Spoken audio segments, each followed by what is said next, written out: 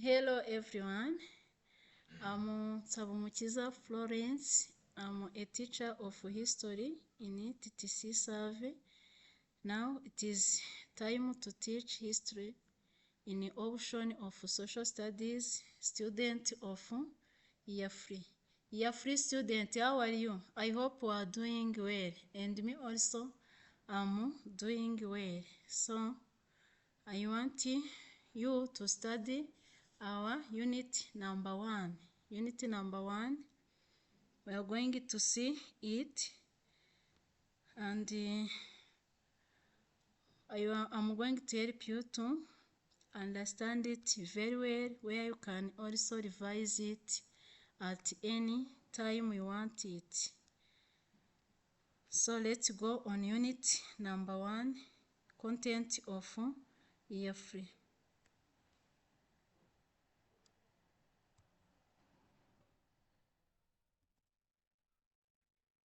As you see, this is unit number 1, role of Gacaca and Abunzi in conflict solving.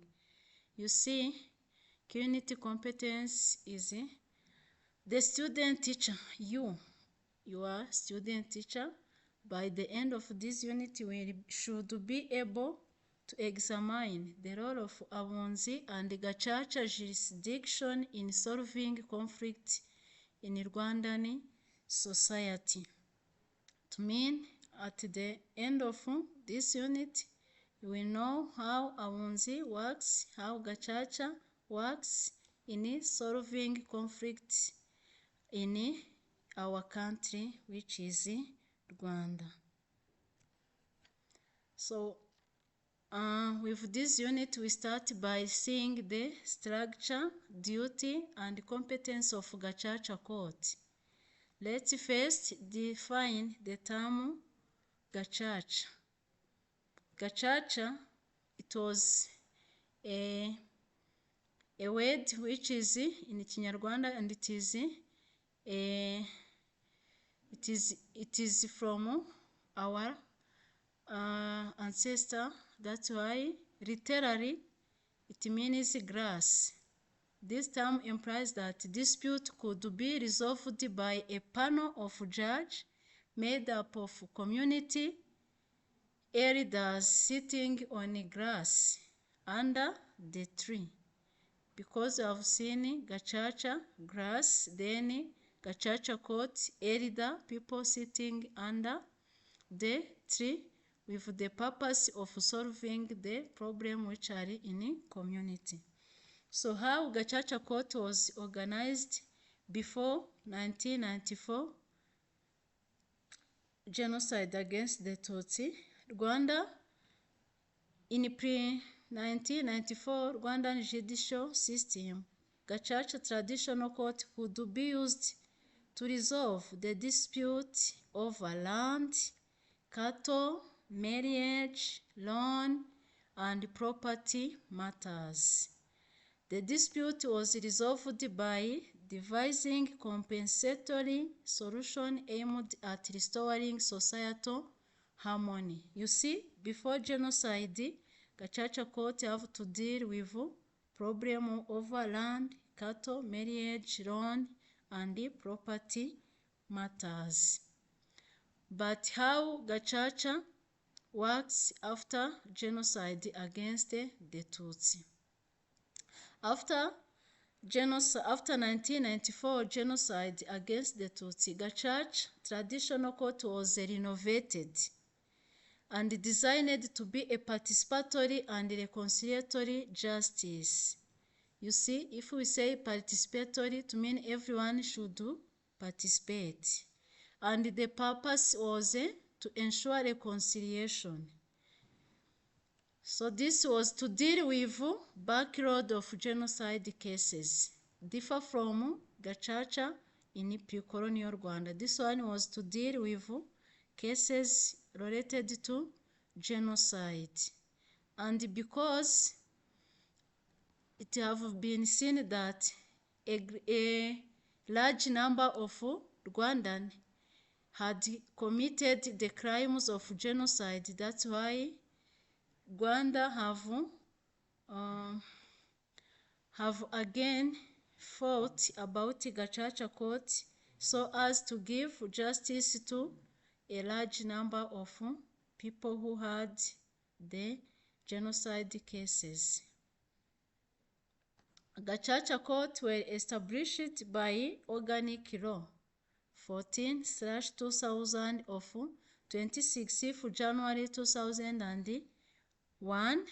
This law, it governed the creation of Gacaca Court, how Gacaca Court should be organized, the prosecution process of genocide crimes and other crimes against humanity, and then those crimes against humanity which have been committed between the 1st October 1990. You remember the 1st October 1990? The attack of RPF Inkotanyi on Omutala region until 31st December 1994. This law was published in Official Gazette of the Republic of Rwanda on 15th March 2001. Gacaca Court activity were launched by His Excellency President of Republic of Rwanda, to mean His Excellency Paul Kagame, launched the Gacaca Court on 18th June 2002. And also, the works or activities of Gacaca were officially closed on 18th June 2012. And also, they were officially closed by His Excellency Paul Kagame, the President of the Republic of Rwanda. Now, what was the main objective of Gacaca Court, which were established after 1994 genocide against the Tutsi? The first one was to speed up the cases of genocide and other crimes against humanity. We'll see the number of people who were suspects. They were many. So, to deal with their crimes, to deal with their trial, Gacaca Court have intervened to eradicate the culture of impunity. So, before 1994 genocide against the Tutsi, there were crimes against the Tutsi, like burning their house, killing them, forcing them to disperse from their region, and no one was punished. But Gacaca was there to show that the culture of impunity have to be eradicated. To strengthen unity and reconciliation among Rwandans, unity could not be established while there was no justice. So, justice through Gacaca was a way to establish unity and reconciliation among Rwandans, to prove the Rwandans' capacity to solve their own problems. After 1994 genocide against the Tutsi, the economy of Rwanda was low. To pay judge, it was another difficulty or problem, but as we have seen that it was called a participatory with engagement of everyone, the Gacaca Court have solved or have established the justice and separated the guilt and the truth on genocide by Rwandans themselves. That's why it is a proof that Rwandans are able to solve their own problem, revealing the truth about genocide. So Gacaca Court helped more in showing the truth about genocide, knowing perpetrators, knowing where the body of the Tutsi were buried, knowing those who stolen or who damaged properties of the Tutsi. After the objective, I have to talk about the organs of Gacaca Court. in Rwanda, of course. There are three main general, there are three main organs of Gacaca court. The first one is the General Assembly, the second one is the seat, the third one is the Coordination Committee. So here below, we are going to see duties of each organ in Gacaca court. Let us start with General Assembly. General Assembly, it was made up of everyone who were present in Rwanda, of course, and who attended Gacaca court. So the first duty was to present means of prosecution and defense evidence during the hearing. General Assembly was to help in prosecution, to give information that one has on genocide. And then if there is evidence, those members of General Assembly were to show such evidence, either those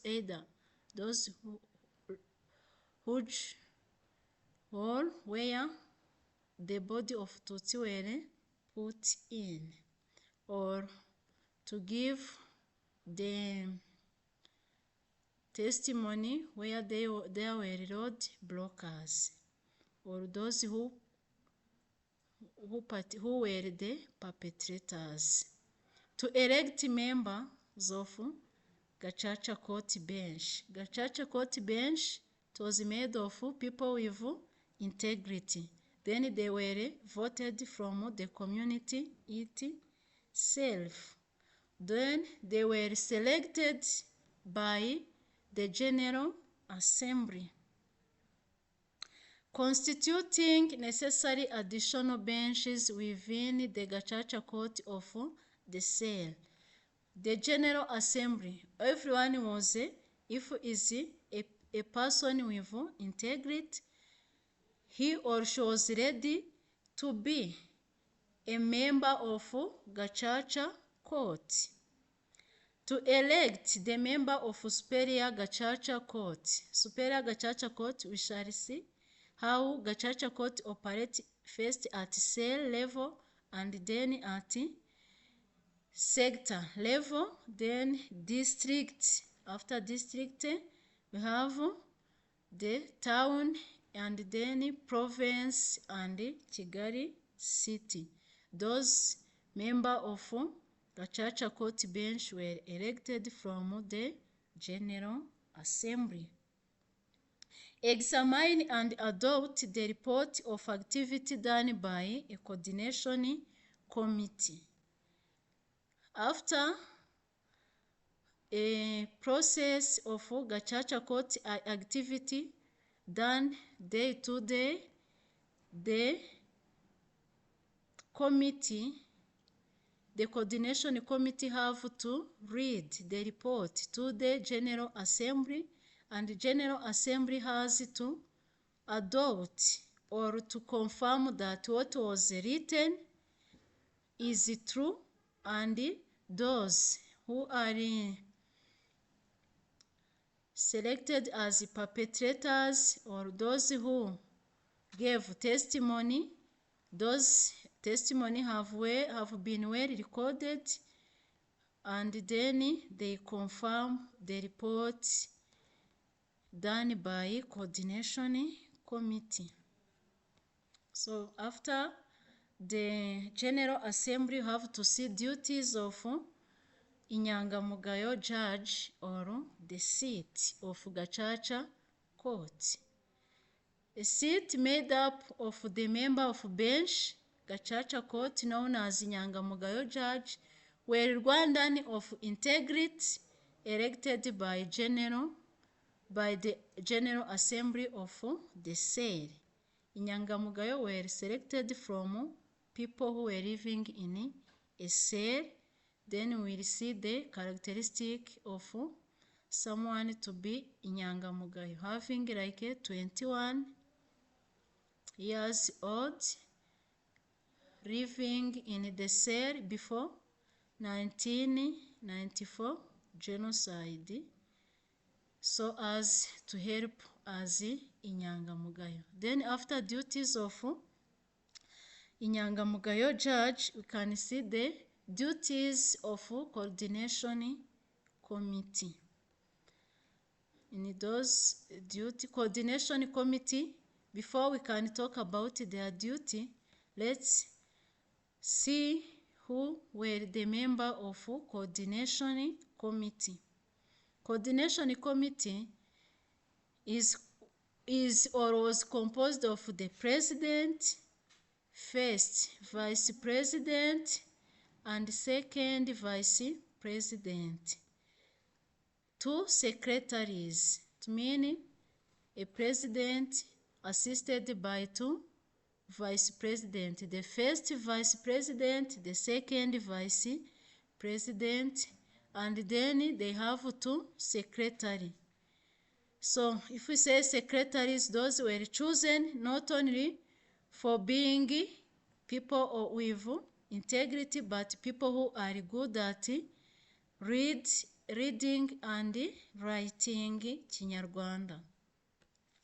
Members of Gacaca Court seat elect coordination committee among themselves with a simple majority. This is to mean that the General Assembly vote the seat of Gacaca bench, or they vote inyangamugayo, and inyangamugayo themselves, they choose among themselves the coordination committee.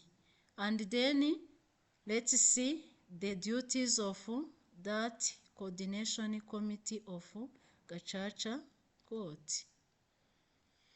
As you have seen that there was a president, he have to do what? To convene, preside over meeting, and coordinate activity of the bench for Gacaca Court as well as its General Assembly. Coordination committee, they have to coordinate activity of all inyangamugayo and activity of General Assembly. Coordination committee have to register complaints. Those who are not satisfied with decision taken by Gacaca Court at cell level, for example, those are complaints. Testimony, to register testimony given. To register also evidence given by population, of course. To receive and record file for suspect answerable to Gacaca Court. To receive and record file, what they have already solved at their level. To register appeals filed against judgment, those who have not accepted the decision of inyangamugayo, those were registered as appeal cases. And then they have to do what? To be forwarded. That's why the next one is to forward the file of judgment appealed against the judge who are working at higher Gacaca Court of Appeal.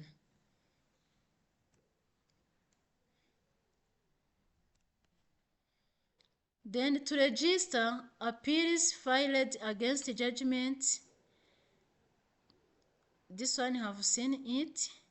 To forward file, to register decision made by organ of Gacaca Court, their decision must be registered. If we say to register, to mean written somewhere and kept. We shall see who kept those registration of Gacaca organ. To prepare report of activity of Gacaca Court. To implement decision of General Assembly and those of the Gacaca Court bench. To implement, to mean to put in practice decision taken by General Assembly and by all members of of Gacaca Court Bench, Inyangamugayo. To immediately transfer the report of activity approved by the General Assembly of Gacaca Court to Superior Gacaca Court. So what they did at cell, they have then to file them, and the file were sent at sector because sector is higher than the cell. So after that, we have seen that those were duties of organs of Gacaca Court, where we have seen General Assembly, the seat or Gacaca Bench, and then you have seen Coordination Committee. Then you have seen that those people operate either at the cell, the sector, district, town, province, and Kigali city. Then we are going to see what was to be done by Gacaca Court at the cell level. Duties of Gacaca Court at cell level, as you see. The cell Gacaca Court exercises the following duty: to make up a list of individuals. To make a list of individuals. Those individuals who resided in the cell before genocide, who were living in a given cell before genocide, who came to settle in a cell after genocide. Those were first registered by cell Gacaca Court in that way of prosecution. Suspected people having participated in genocide. People who are suspected to commit guilt of genocide. Victim, to give the number of individuals, list of individuals who were killed during genocide, to mean those who resided in the cell or those who came in a cell and being killed there during genocide in a given cell. And then to give a list of damaged property, as you see, during genocide. The perpetrator killed Tutsi and they stolen their material. In some areas they have damaged the house and other properties of the Tutsi. To bring together the file forwarded by the public prosecution, to mean all those information were to bind together and kept in a good way. To categorize suspect according to the provision of the organic law. To put those suspects in the category according to crimes they have committed. Killing, planners, because you have planner, the killer or perpetrators, and those who killed and stolen property or damaged property, and others who have damaged properties only. Then they have to categorize such suspects. To try cases related to properties. Cases related to property were tried and resolved and decided on cell level. To give a ruling on the disqualification of members of bench of Gacaca Court at cell level, if among have seen that Inyangamugayo was the one who a person with integrity, but some have tried to hide their role in genocide and be members of Gacaca Court bench. But when the truth revealed, those members of Gacaca Court were disqualified from the members of Gacaca Court. To receive confession from individuals who participated in genocide. Some perpetrators agreed to give their confession on what they have done in genocide, showing the body of the Tutsi the member, other people, they were together in looting property or in killing some Tutsi in a given region. To forward the file, which are not in their jurisdiction, to the competent court, because we are dealing with the cell, Gacaca court, then other crimes, not crimes related to property, were sent to sector level to elect a member of the coordination committee. So that is Gacaca court at cell level. Of course, they have to elect the member of coordination committee that you have seen above. So let's talk about duties of Gacaca court at sector, district or town, and that of the province or Kigali city, because those were regarded as higher Gacaca court compared to cell Gacaca court.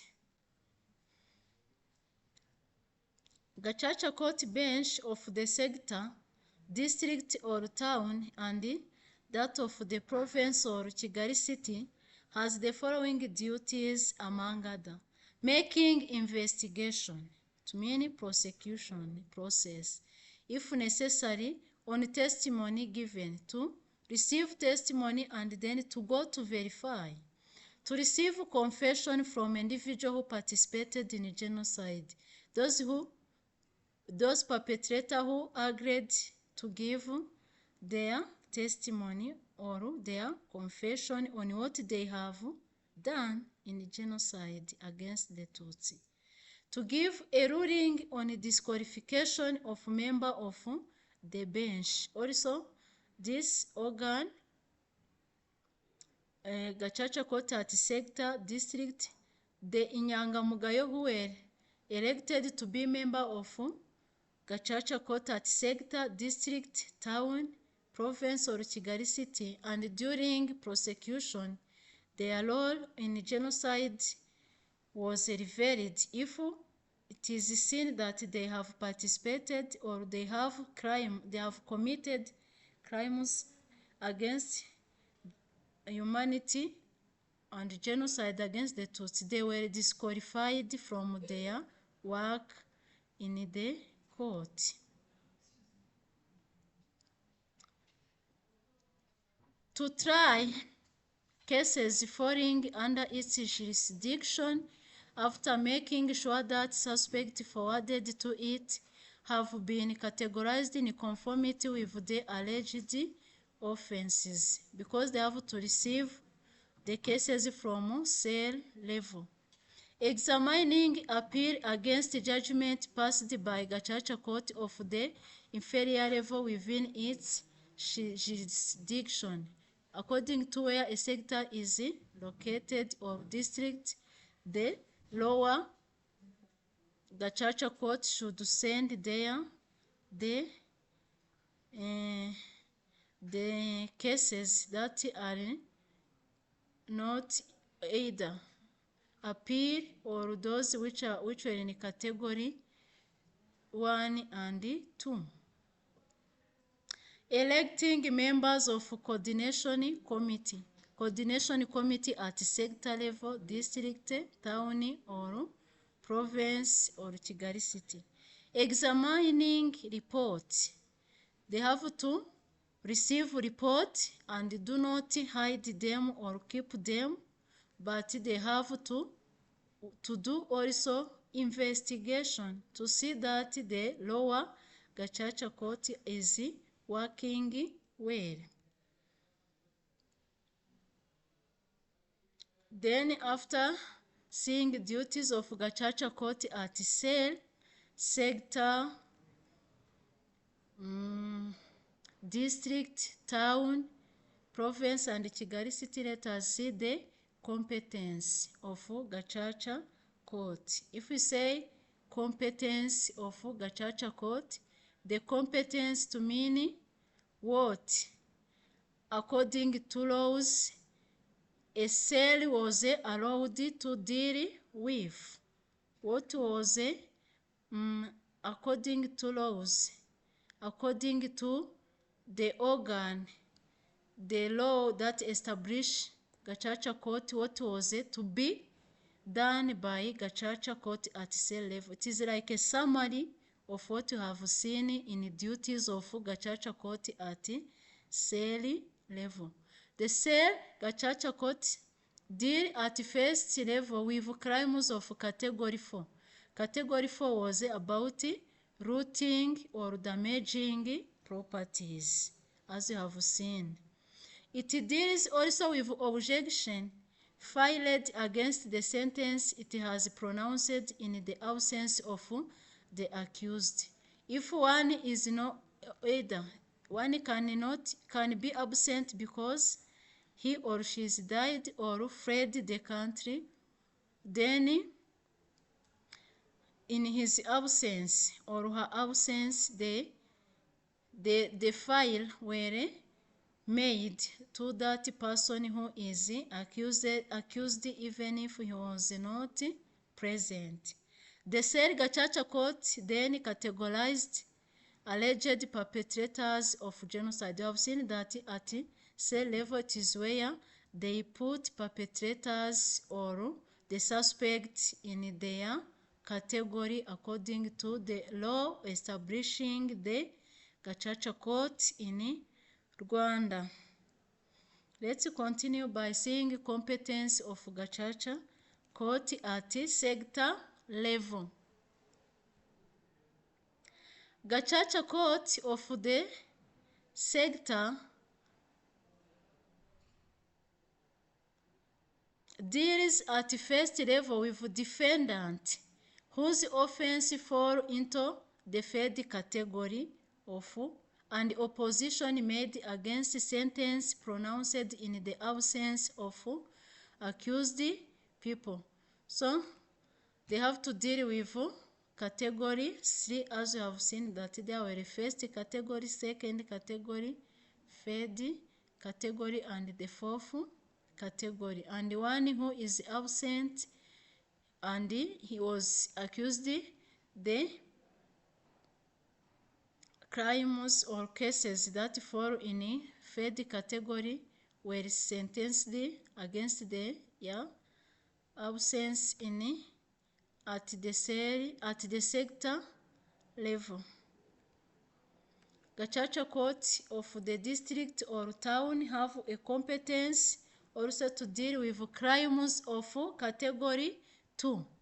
Appeal filed against judgment rendered at first level or on opposition by sector Gacaca Court under its jurisdiction filed against the judgments that were rendered in the absence of the accused. Gacaca Court at province or Kigali City deal with appeals of judgment. Appeals of judgment, one can appeal either from the cell, sector, and the district. All those appeal were rendered to the province level or Kigali City. So, what was the role of Gacaca in conflict solving and reconciliation? It is what was about our unit. The role of Gacaca in conflict solving and reconciliation. We have seen how Gacaca operated in pre-colonial Rwanda, how it is operating, how it operates after 1994 genocide against the Tutsi.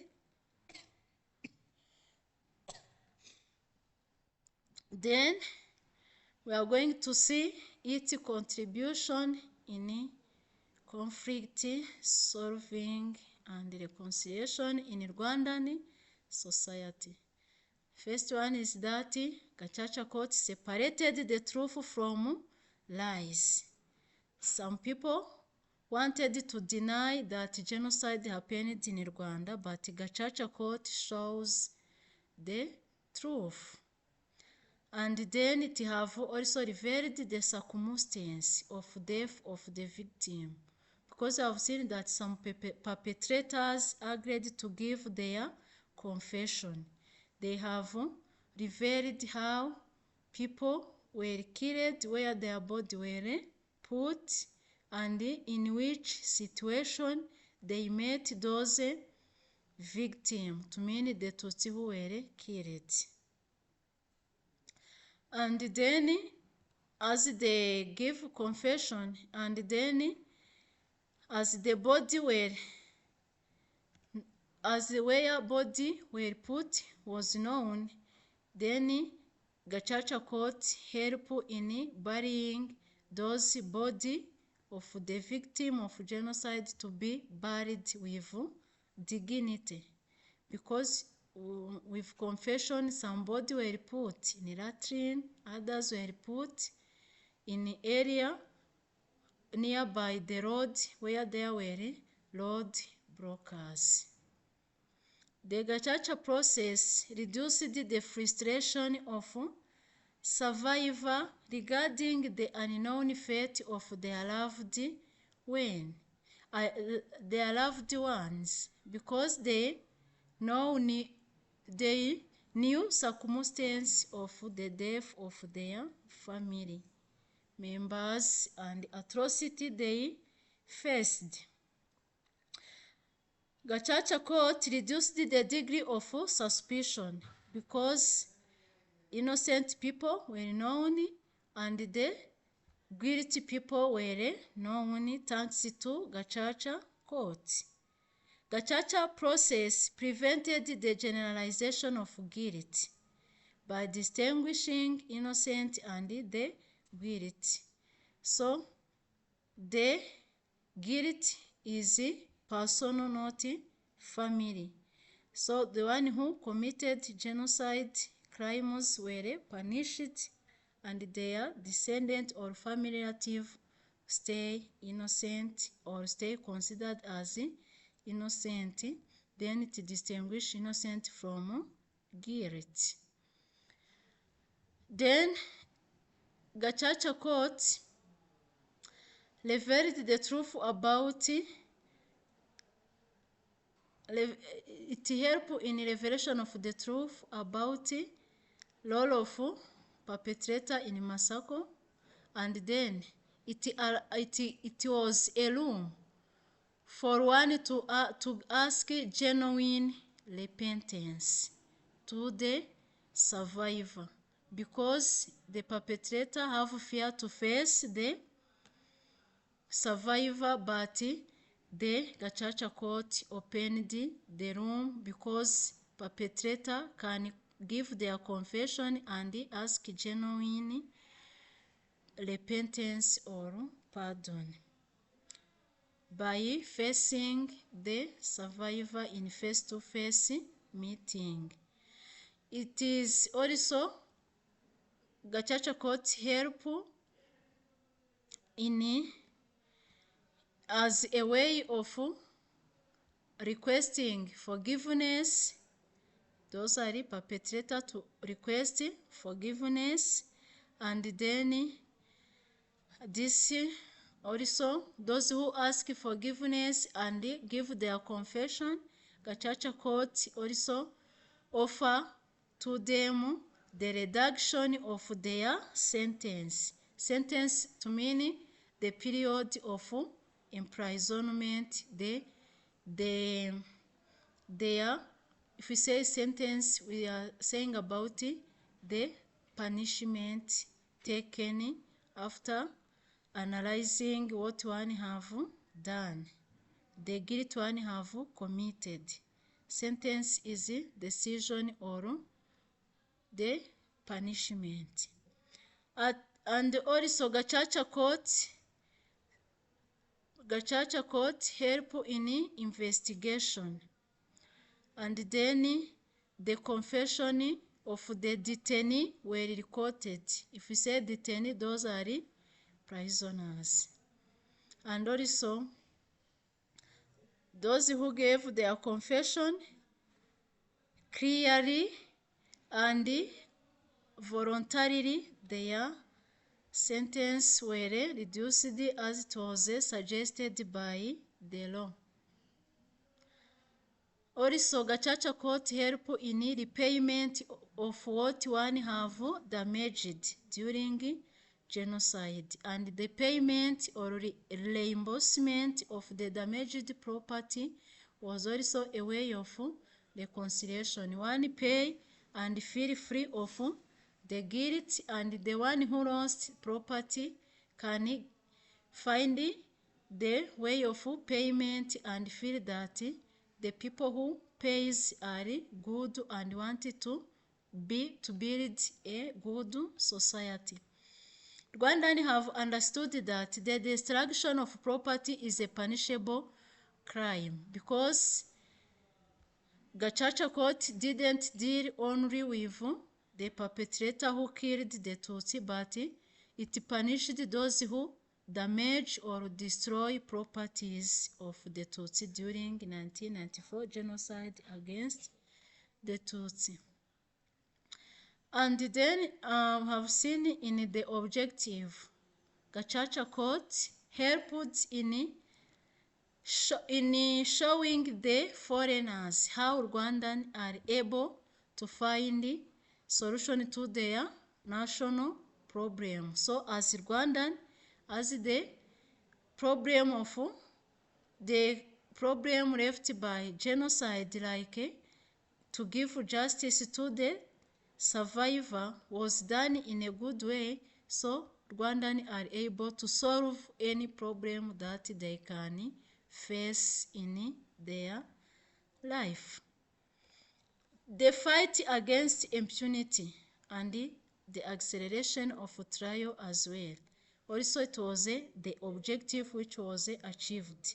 This is to eradicate impunity culture. One who committed genocide crimes or cases were punished, so that no one can stay free after committing genocide crime. And Gacaca court also shows that regardless to the number of people who participated in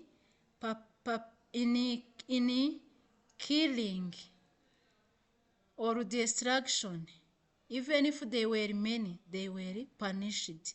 Even if some went to kill, feeling that there are many, no way a government can punish them, but Gacaca court shows that there is no any higher number that cannot be given justice or being punished because they commit a crime as many as possible. The Gacaca court also illustrates the ability of Rwandans to overcome their pain.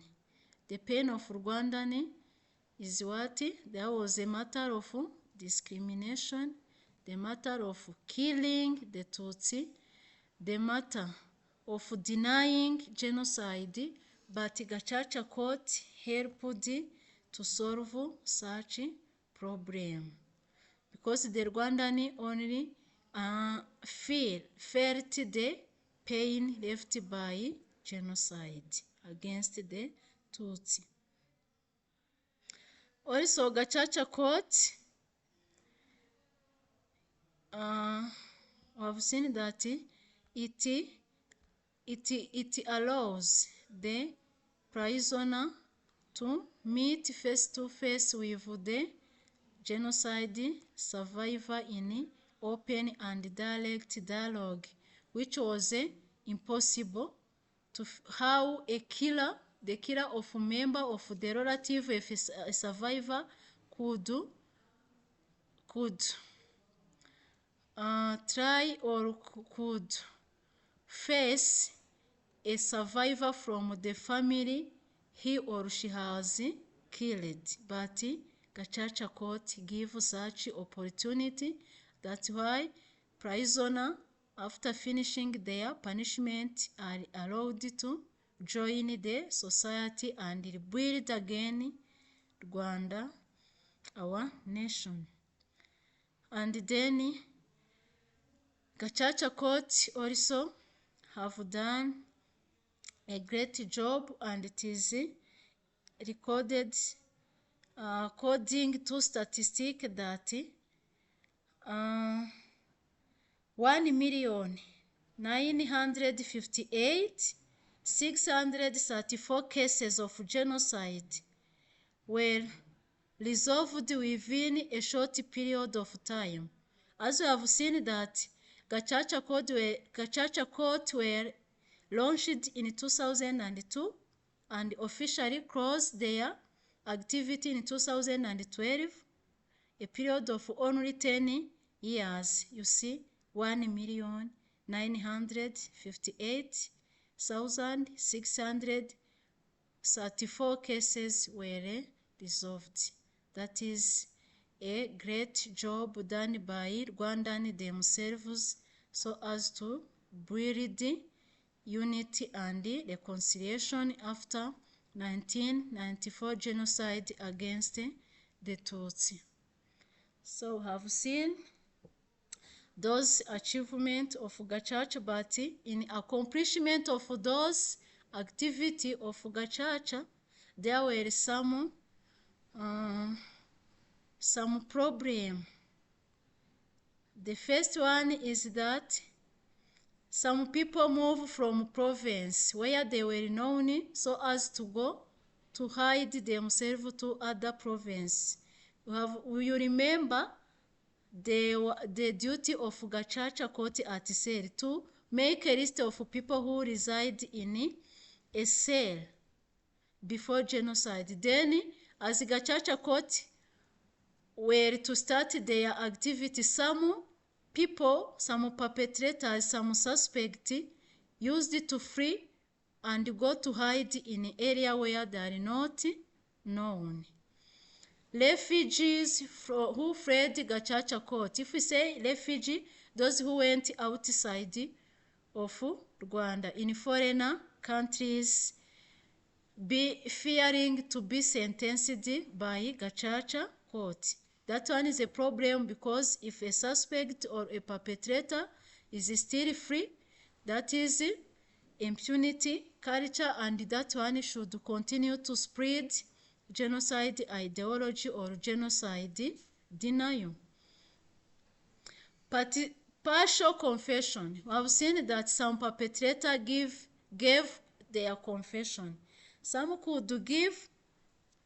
should cite the name of people that they have killed, and they give few number of compared to whom they have killed, or they can also give a confession on damaged property and give the low value to property they have taken, or they try to lie by saying few things that they have stolen. That minimize the real or the work of Gacaca Court. Serious trauma cases, especially to survivors who attended face-to-face conversation, face-to-face testimony during Gacaca Court activity. And imagine one is listening to a perpetrator who is giving confession on how he have killed the relative of a survivor who is sitting in front of him or her, how he have killed the parent or the children of a woman or a father. Then that caused serious trauma to survivor of genocide against the Tutsi.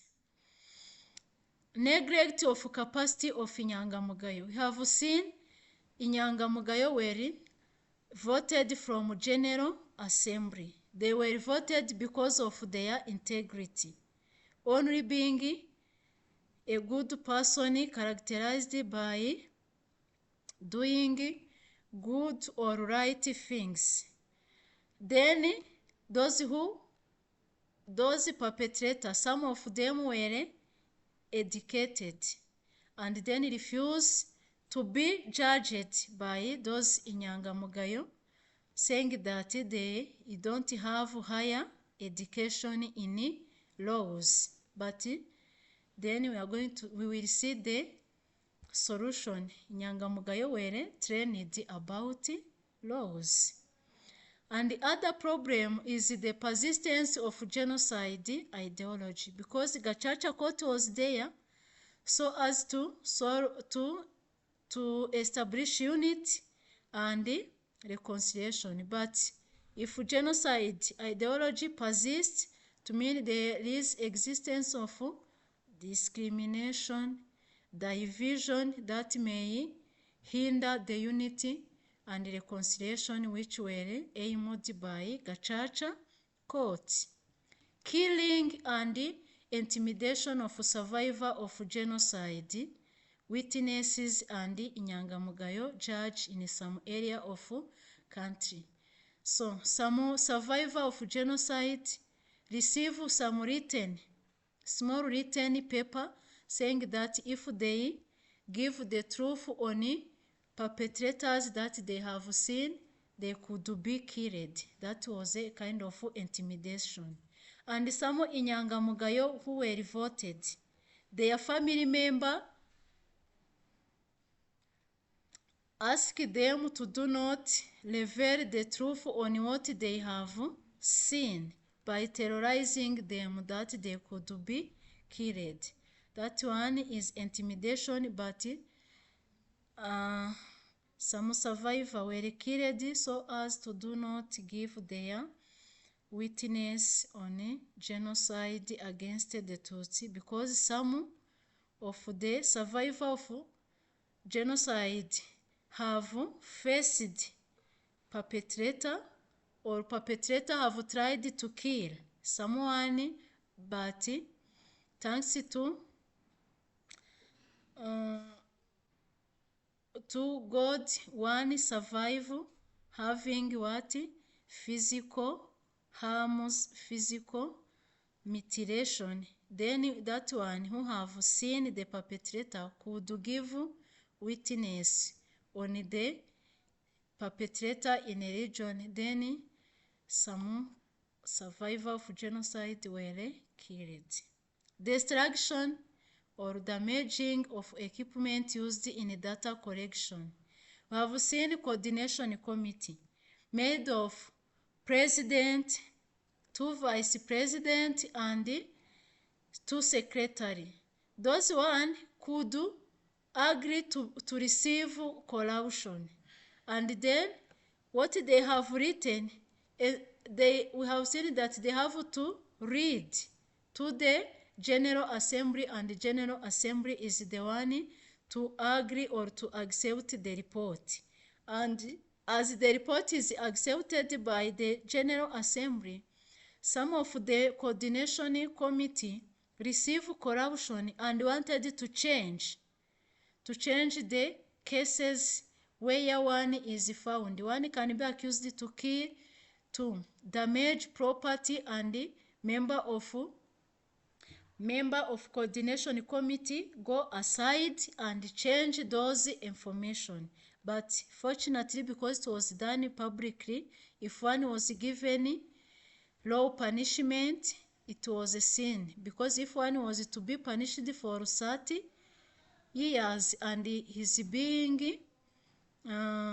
released from prison after 15 years, it shows that there was the damaging of equipment used in data collection. Some inyangamugayo judges were accused of participation in a crime of genocide. Those who were voted as inyangamugayo, some of them were accused. In the terms they were accused, they were disqualified, as you have seen at sector level.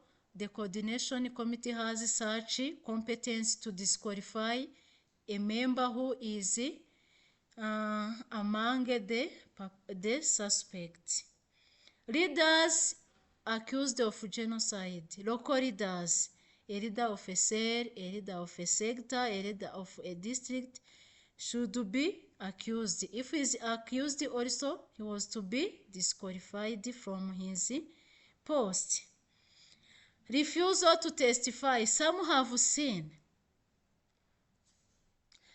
Killers have seen people who were on broadcast, but they refused to tell the truth or to support in giving information during prosecution process. So then those problems were many. Then let's see how Rwanda tried to solve such problem faced during Gacaca court activity. The first one is mobilizing population for active population of everyone in Gacaca process, because those who were not the Tutsi, who were not survivor, wanted to do not attend Gacaca court. Then there was a period of mobilizing everyone to attend Gacaca court because it is participatory. Say what you have seen or know the history of your region. Involving all class category of Rwandan, either genocide survivor or those who were not accused.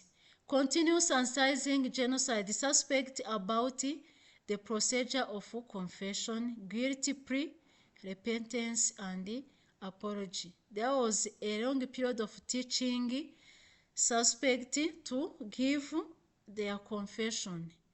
So even if there was an advantage of reducing their sentence, but also there was an advantage of revealing the truth about genocide. Then for guilty plea and repentance, that support and build unity and reconciliation among Rwandan after 1994 genocide against the Tutsi. Fight against the killing and intimidation against genocide survivor, witness, inyangamugayo, judge.